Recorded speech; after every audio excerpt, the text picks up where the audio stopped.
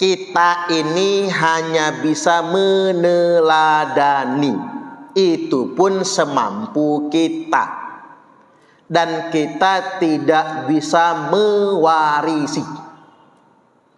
Yang bisa mewarisi sifat Nabi itu hanya dua golongan.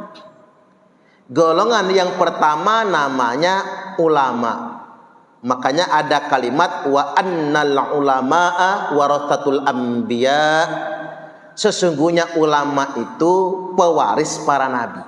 Berarti yang mewarisi nabi adalah para ulama. Yang kedua, ahlul bait nabi. Hanya saja orang-orang yang mewarisi sifat-sifat nabi itu bebannya berat sekali. Nabi itu berilmu, Nabi itu sabar, hatinya jembar, Nabi itu dermawan, Nabi itu empati dengan umatnya yang kesusahan. Beliau itu haris, betul-betul risau agar umatnya ini selamat. Dan beliau itu sangat simpatik, raufur rahim, penyantun, lagi penyayang kepada umatnya. Nah, makanya orang yang hendak mewarisi Nabi berat sekali. Kalau ada orang yang ngaku-ngaku mewarisi Nabi, tapi akhlaknya bertolak belakang. Nabi berilmu, dia goblok. Nggak bisa mewarisi. Makanya ulama yang bisa mewarisi karena dia berilmu. Nabi sabar, Nabi hatinya jembar, hatinya luas, dia kerjaannya marah-marah. Nabi penyayang sama umat, dia malah ngancem-ngancem mempersekusi umat. Nabi itu empati dengan umatnya yang kesusahan, dia malah mikir, gimana caranya saya ini bisa memperkaya diri dari umat. Nabi itu orang punya utang dibayarin, dia malah kalau ngutang gak bayar. Nabi itu hidup sederhana, nah dia kerjaannya flexing, sudah memperkaya diri, pamer kemewahan. Itu namanya bukan mewarisi Nabi, tapi menghina Nabi. Gak boleh. Makanya para ulama sepakat nggak boleh mencantumkan nama Sayyid di depan nama kita. Mengapa nggak boleh? Karena Sayyid itu pewaris Nabi. Sayyid itu dzurriyyat Nabi. Dulu di Mekah, kalau ada orang yang mencantumkan nama Sayyid dan Syarif di depan namanya, Sayyid Suparman Abdul Karim misalnya, atau Syarif Suparman Abdul Karim, itu dihukum pukul. Mengapa dihukum pukul? Karena itu sama saja menghina Nabi. Apalagi namanya pakai Sayyid, tapi kelakuannya bertolak belakang dengan akhlak Nabi, maka itu sama saja menghina Nabi. Jadi kesalahan dia bukan hanya menggunakan nama Sayyid pada namanya, tapi kesalahan dia juga sama saja dia telah menghina Rasulullah sallallahu alaihi wasallam. Karena memang manusia biasa tidak akan bisa mewarisi Nabi. Yang bisa mewarisi para nabi itu hanya orang tertentu saja. Kalau ulama itu mewarisi para nabi, nggak cukup dengan ilmu, tapi dengan akhlaknya juga. Nabi itu nggak pernah memperkaya diri dari umat, nggak pernah.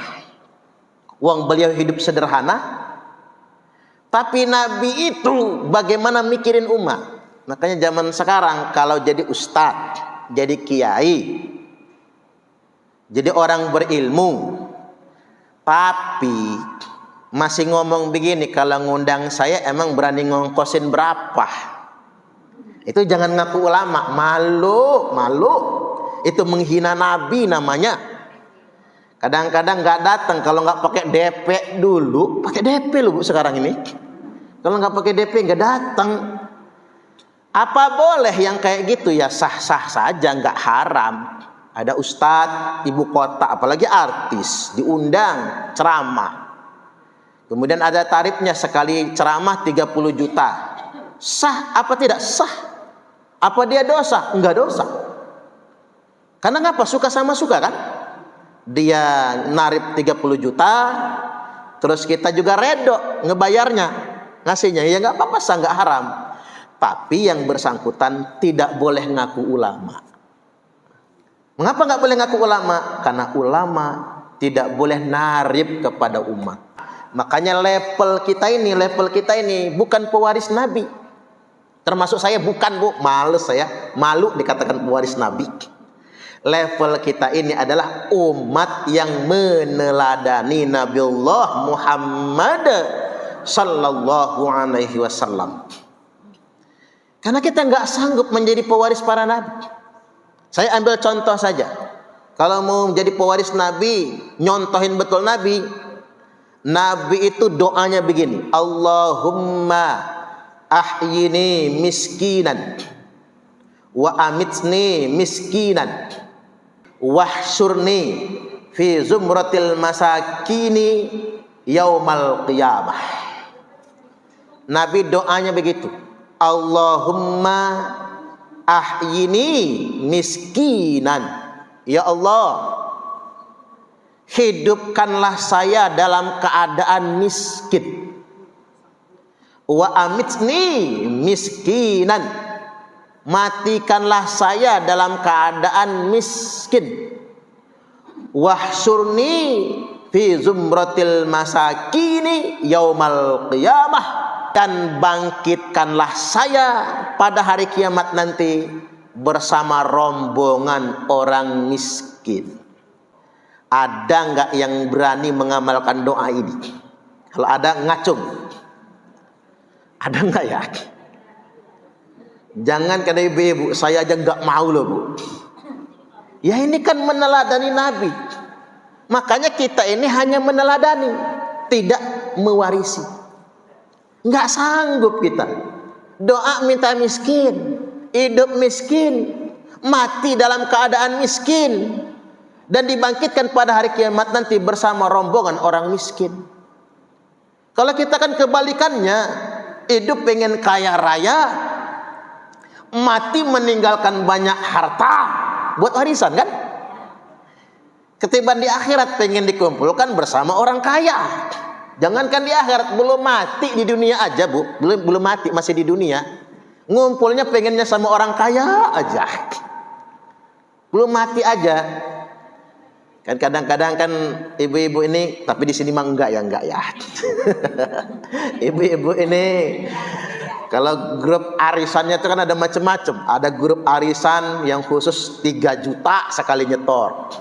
Ada yang 10 juta sekali nyetor. Ada yang arisan itu kayak di tetangga saya itu, Bu, 15.000 sekali nyetor.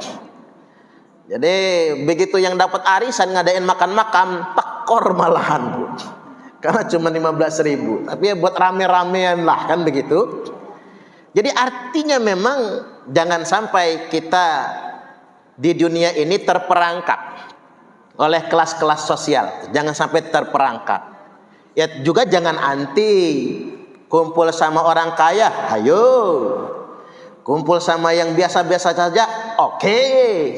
Kumpul sama orang miskin, ayo. Nggak masalah kan? Karena orang itu mulia atau tidaknya bukan karena kaya dan bukan karena miskinnya kan, tapi karena ketakwaannya kepada Allah. Apa orang miskin itu lebih mulia dari orang kaya? Belum tentu. Apa orang kaya itu pasti mulia? Ya belum tentu juga kalau bakhil, kecuali kalau dermawan, kan begitu. Hanya saja kembali tadi, kita belum tentu bisa mewarisi Nabi, karena kita ini bukan ulama dan bukan pula ahlul bait Nabi, tapi kita ini adalah umat Nabi. Untungnya Nabi nggak membebani kita. Untung ada hadis yang bunyinya begini, la ba'sa bil ghina liman ittaqa. Enggak apa-apa kok, kata Nabi, orang bertakwa itu kaya. Alhamdulillah, untung ada hadis itu, Bu. Nggak apa-apa orang bertakwa itu kaya. Tapi saya pikir-pikir kalau orang bertakwa itu kaya kan enak. Yang nyumbang masjid itu pasti orang bertakwa dan kaya, betul nggak? Ada orang takwa tapi miskin, nggak bisa nyumbang, Bu. Dia makan aja susah. Dia mau sholat ke masjid aja jadilah. Alhamdulillah. Tapi kalau dia takwa kaya, nyumbang masjid, nyumbang pesantren, nyantun janda-janda, nyantun yatim piatu. Nggak apa-apa orang bertakwa itu kaya. Tapi begini, masih ada lanjutannya. Bukan tapi ya, ada lanjutannya. As-sihhatu liman ittaqa khairum minal ghina. Sehat bagi orang yang bertakwa lebih baik daripada kaya. Iya juga ya. Orang bertakwa kaya oke-oke aja. Tetapi kalau suruh milih sehat atau milih kaya? Milih sehat. Kaya penyakitan juga nggak enak, Bu. Nggak enak ya. Makanya as-sihhatu khairum minal ghina, karena sehat lebih baik daripada kaya. Mudah-mudahan kita dikayakan, kemudian kita disehatkan. Allahumma amin. Nah, kembali lagi, saat kita semua ngarep ingin jadi orang kaya, saat itulah kita harus mawas diri. Kalau kita hanya umat Nabi saja, bukan pewaris Nabi. Jadi jangan sampai kemudian kita berlebih-lebihan menganggap diri kita, itu jangan. Karena kita nggak mampu untuk menjadi pewaris para Nabi. Secara keilmuan, ilmu kita terbatas. Kesediaan untuk hidup sederhana seperti Nabi kita juga nggak sanggup. Ya, seperti yang pernah saya sampaikan, Imam Hasan dan Imam Husain radhiyallahu anhuma, cucu Nabi, sakit. Kemudian karena makin parah sakitnya ini, Imam Ali bernazar. Kata Ali kepada Fatimah, "Dek, kita nazar aja yuk agar anak kita sembuh." Nazar apaan, Bang? Kalau bahasa kitanya, kita nazar aja puasa 3 hari berturut-turut. Nazar itu kan boleh pakai puasa, boleh juga pakai sedekah. Nah, Imam Ali waktu itu nggak ada sesuatu yang disedekahkan, maka nadarnya puasa. Ikrar nazar, sembuh ternyata. Itulah kadang-kadang kita perlu bernazar kalau berhajat itu sembuh. Ya, karena Imam Ali ini ahlul bait Nabi, nggak boleh nunda bayar hutang. Maka besok langsung bayar. Itulah ciri ahlul bait Nabi. Ngutang itu nggak pernah nunda bayar. Langsung bayar hutang. Malam-malam kata Fatimah, "Bang, untuk sahur nggak ada yang dimakan. Udah kita niat saja. Minum air. Besok saya kerja," kata Ali. Kerja mintal wall dengan pengusaha Yahudi. Nah, itulah ahlul bait Nabi, Bu. Hidupnya nggak mewah Fatimah itu. Bajunya saja tambalan. Dikatakan tambalan, kelihatan tambalannya itu. Nggak bisa dijahit biasa. Tambelan. Jadi Fatimah itu bajunya sobek. Makanya ibu-ibu, kalau cuman sekedar kondangan nggak gonta-ganti baju, nggak usah nyalahin suami, ya Bu. Mah kondangan, bingung Pak, mama nggak punya baju, padahal selemari penuh sama bajunya. Bedanya laki perempuan kan begitu. Kalau laki-laki itu baju itu aja dipakai tiap kondangan biasa aja. Nah, emak-emak ini udah belinya mahal. Sekali pakai kondangan minggu depan gak dipakai lagi itu, Bu. Nanti nunggu bulan depan atau 6 bulan lagi baru dipakai lagi. Kira-kira teman-temannya udah lupa sama baju itu. Ini apa urgensinya apa? Coba kalau kita ingat akan ahlul bait Nabi, Sayyidah Fatimah. Sayyidah Fatimah itu ganti bajunya jarang. Bajunya sobek, tambelan, Bu. Hidupnya sederhana. Saya nggak menyebut miskin ya. Hidupnya sederhana, ahlul bait Nabi itu. Jadi kerjalah, singkat cerita, Imam Ali, beliau kerja dapat upah. Begitu pulang dibelikan gandum, mau dibuat roti ya. Karena makanan mereka kan roti, bukan beras kayak kita. Kata Ali, cukup ini buat makan 3 hari. Dibuatkan roti, tinggal nunggu waktu berbuka. Sore-sore datang orang miskin yang kelaparan. Lemah sudah beberapa hari gak makan. Oleh Imam Ali semua makanan tadi diberikan kepada orang miskin tersebut. Akhirnya puasa hari itu, sahur cuman pakai air, berbuka cuman minum air juga. Puasa hari kedua, bikin roti lagi pakai persediaan tepung. Jelang berbuka, ada anak yatim telanjang, juga dalam kondisi kelaparan. Nggak tega Imam Ali. Makanan berbuka serahkan semua, sedekahkan semua. Hari yang ketiga berharap, udah 3 hari puasa, hari ketiga bisa makan. Begitu menjelang berbuka, ada tawanan yang baru saja keluar dari penjara, lapar mau pulang kampung, gak ada ongkos pula. Nggak tega Imam Ali. Sudahlah, bawa semua makanan ini. Saya nggak bisa ngasih lebih, kata Imam Ali, karena inilah yang ada. Bawa aja semua. Mudah-mudahan kamu dapat rezeki lagi dalam perjalanan sampai ke kampung kamu. Ya tapi ya lapar lah, 3 hari 3 malam, cuman minum air saja sahur dan berbukanya. Tapi yang namanya Imam Ali orang pintar kan mikir.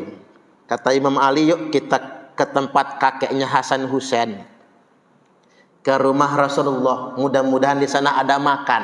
Tuh kan, makanya kan ada sejarah ibu-ibu itu baru berkeluarga nggak ada beras, pinter kan, ke rumah kakek neneknya, anak-anak aja lah numpang makan kan gitu, siapa tahu ada makanan di sana.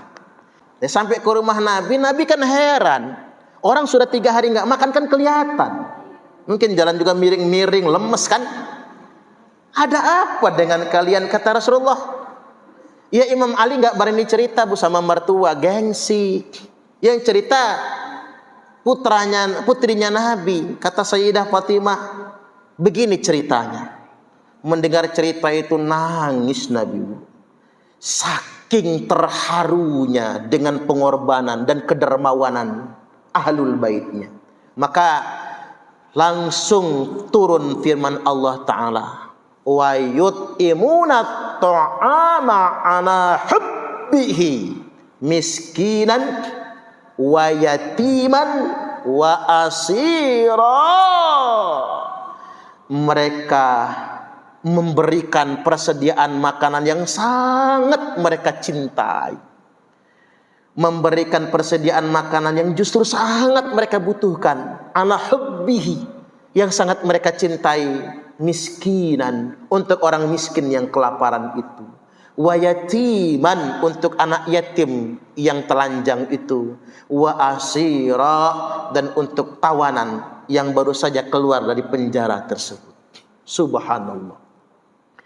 Nah ini apa kita bisa? Enggak bisa. Enggak bisa, percayalah bu, enggak bisa. Ibu-ibu enggak ada persediaan makanan, cuman ada itu aja. Ada orang lapar datang minta aja yang lain dulu, di sini enggak ada. Enggak bisa kita. Karena kita bukan pewaris Nabi. Kita hanya meneladan. Kalau ahlul bait Nabi begitu. Ahlul bait Nabi itu gengsi minta kepada umat. Dia tidak akan pernah minta kepada siapapun. Lebih baik dia kelaparan daripada dia meminta. Itu ahlul bait Nabi. Dan betul-betul peduli dengan umat. Sangat peduli dengan umat. Nah kita ini nggak bisa persis kayak gitu, nggak bisa. Tapi setidaknya kita bisa mencontoh. Setidaknya kalau kita nggak bisa berdoa hidup miskin, tapi kita bisa gaya hidup yang sederhana. Jangan flexing. Flexing itu pamer kemewahan. Kan pernah saya sampaikan, jangan pamer kekayaan di tengah-tengah orang miskin. Jangan pamer kesenangan di tengah-tengah orang yang susah. Jangan pamer perut kenyang di dekat orang yang lapar. Jangan pamerkan nikmatnya sehat di dekat orang yang sedang sakit. Jangan pamer kemesraan di dekat orang yang jomblo. Itu benar, itu benar, betul benar.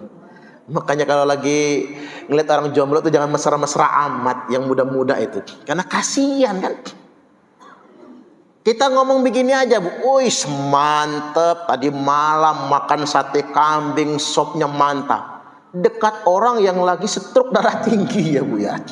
Yang dia makan apa aja dipantang, sakit itu sakit. Jadi hati-hati memamerkan nikmatnya makan di dekat orang yang sedang sakit. Nikmatnya sehat di dekat orang yang sakit itu tidak boleh. Itu termasuk menyakiti. Apalagi tadi pamer kekayaan. Makanya saya sering mengkritik artis-artis itu kan, yang katanya crazy rich, yang katanya sultan ini, sultan ano, kan begitu. Ya, harta-harta mereka, yang kaya juga mereka, hak mereka kan.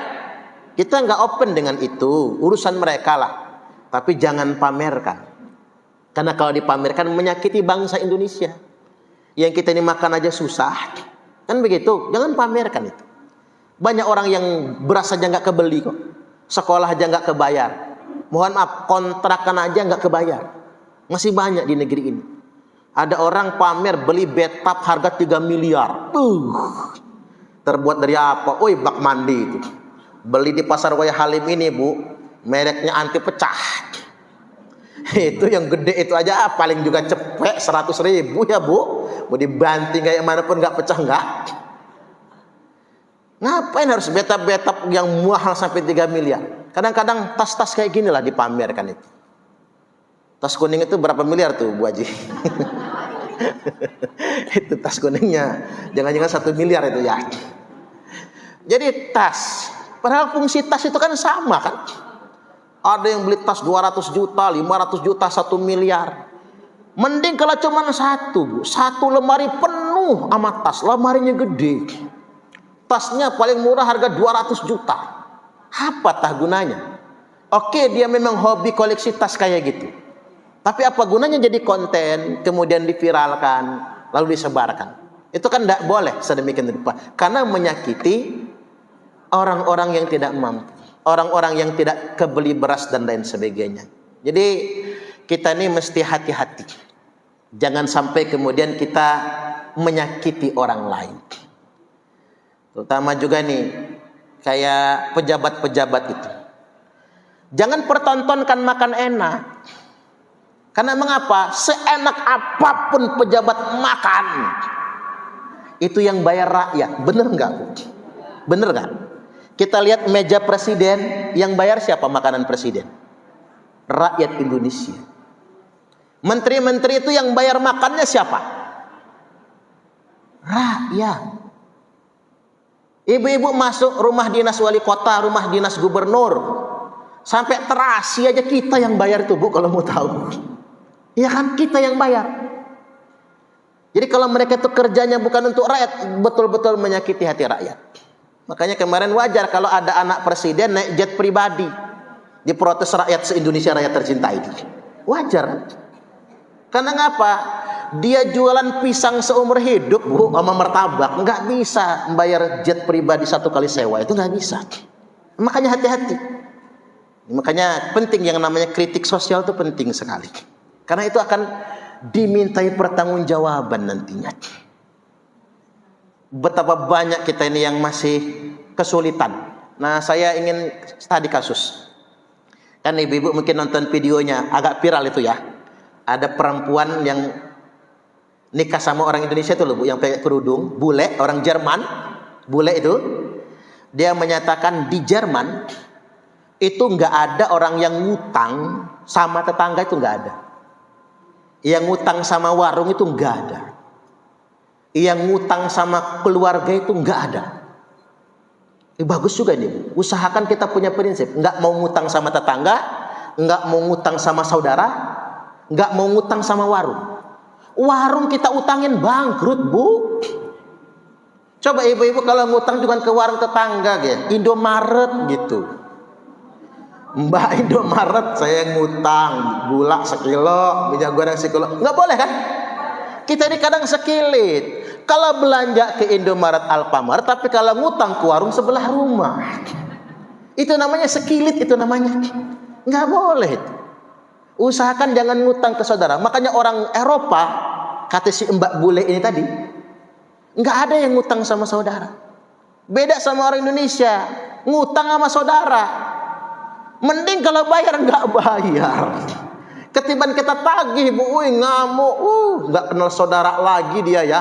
Mentang-mentang sudah kaya, uang segitu aja ditagih. Sampai segitunya. Tapi ingin kita jawab, mengapa orang Jerman nggak pernah ngutang ke tetangga, ke saudara, ke teman? Mengapa? Karena di Jerman itu kebutuhan sehari-hari kalau orang kena PHK, negara yang tanggung. Itu rahasianya. Orang yang belum dapat kerjaan, Bu, orang yang nggak dapat kerjaan, negara yang tanggung biaya kesehatannya, sekolah anak-anaknya, makan minumnya, negara kasih, walaupun standar. Nanti negara akan carikan kerjaan buat dia. Itu di Jerman begitu.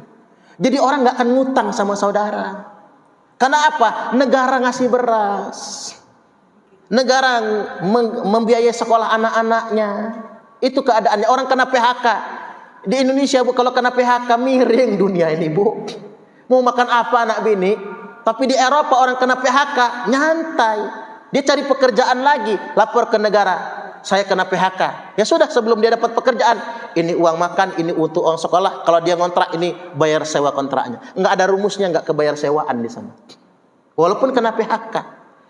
Jadi orang Eropa ngutang itu langsung ke bank yang gede-gede.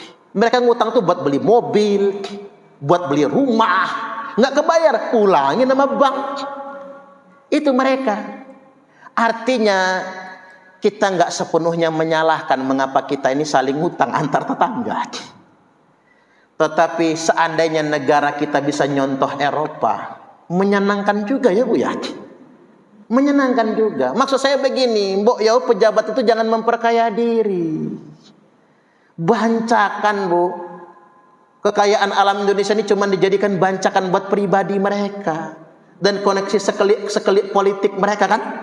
Yang kaya makin kaya, yang miskin miskin. Saya gini ini karena kesel, Bu, biar ditonton sama pejabat itu nantinya.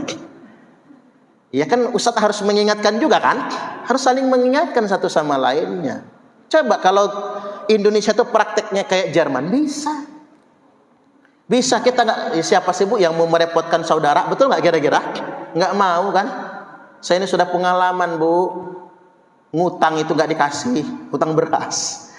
Jadi waktu dulu baru-baru nikah ya, Bu, tahun 2004, 2005 itu susah bener sih, Bu, karena nikah sambil kuliah ya.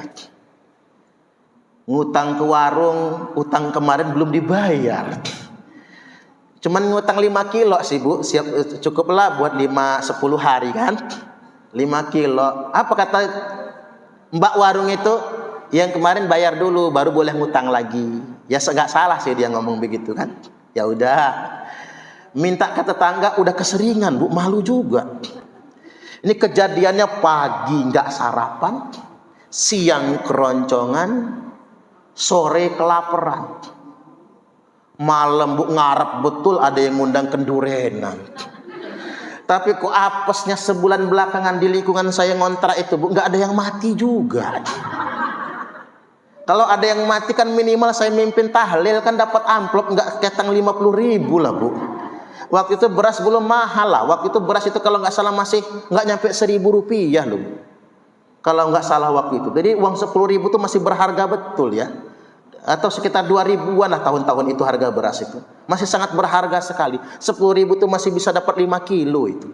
Cuman memang kalau nggak ada yang nggak ada betul. Disitulah, Bu. Makanya pas pagi-pagi itu sepupu saya yang ikut saya itu, saya belum punya anak waktu itu.